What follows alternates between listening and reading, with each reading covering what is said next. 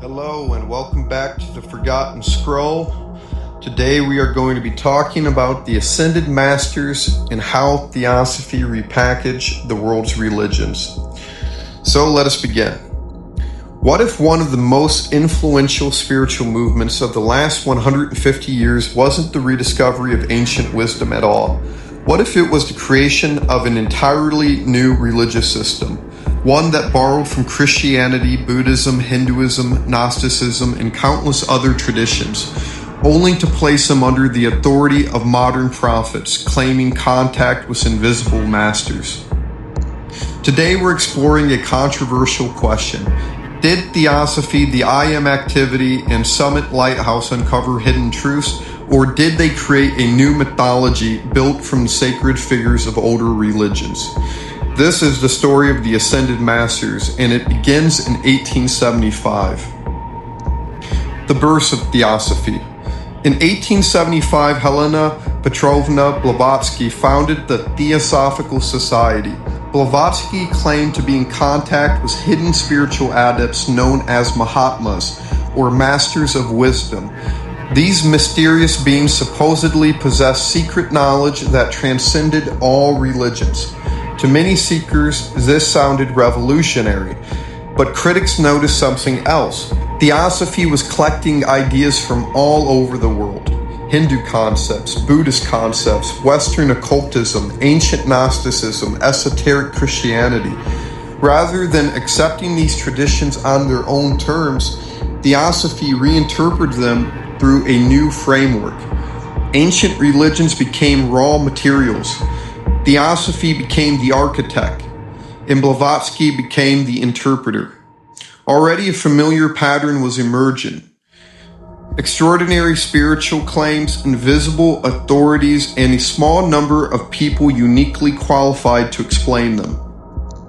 Rewriting the world's religions. As Theosophy expanded under leaders like Annie Besant and Charles Webster Leadbeater, the movement developed an increasingly elaborate spiritual hierarchy. Jesus was no longer simply the Christ of Christianity.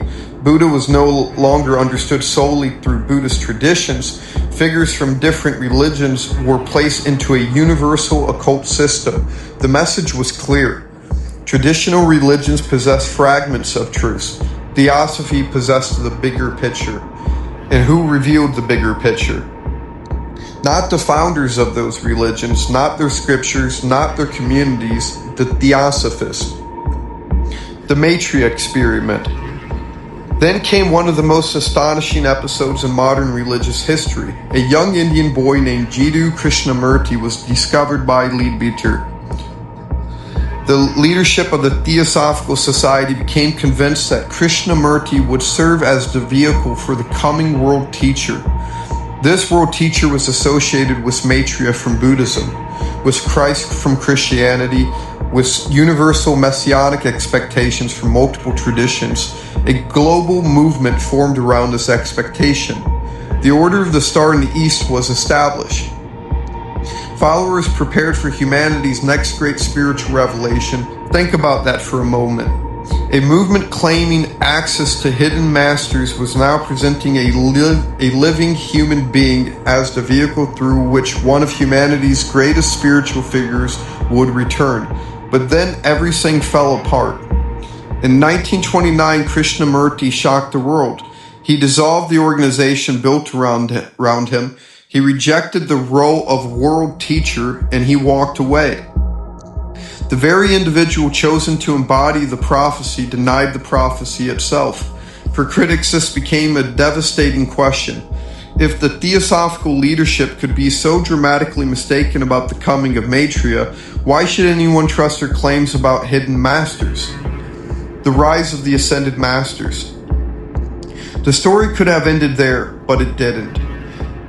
In the 1930s, Guy Ballard claimed to encounter the Ascended Master Saint Germain. The result was the I Am activity, and this is where the concept of the Ascended Master truly exploded. The Masters were no longer hidden. They were now delivering messages directly through modern messengers. Once again, familiar religious figures appeared. Jesus, Buddha, Saint Germain, Guanxi Yin, and others. But now they existed within a new hierarchy. And who explained their teachings? Not churches, not monasteries, not traditional religious lineages. The messenger, the prophet, the person claiming communication with the masters. Critics saw a recurring pattern. The invisible beings always seemed to validate the authority of the person speaking for them. Summit, Lighthouse, and the expansion of the pantheon. The process continued through the Summit Lighthouse. Founded by Mark L. Prophet and later led by Elizabeth Clare Prophet, the movement dramatically expanded Ascended Master teachings. The list of the masters grew larger. The revelations grew more detailed. Messages flowed continuously through designated messengers. Again, sacred figures from multiple religions were absorbed into the system. Jesus became an ascended master. Buddha became an ascended master. Numerous saints, sages, and spiritual figures joined the hierarchy.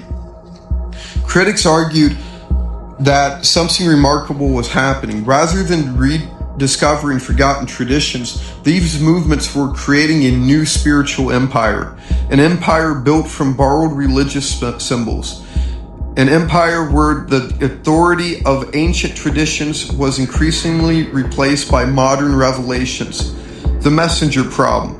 This brings us to what may be the most important issue, the messenger problem. In traditional Christianity, authority comes from scripture, tradition, councils, and centuries of interpretation.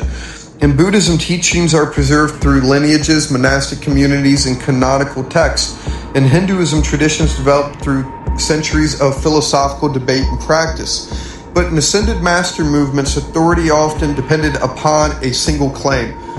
The masters told me so. How can that claim be verified? How can followers distinguish revelation from imagination? How can anyone question a message if the source is invisible?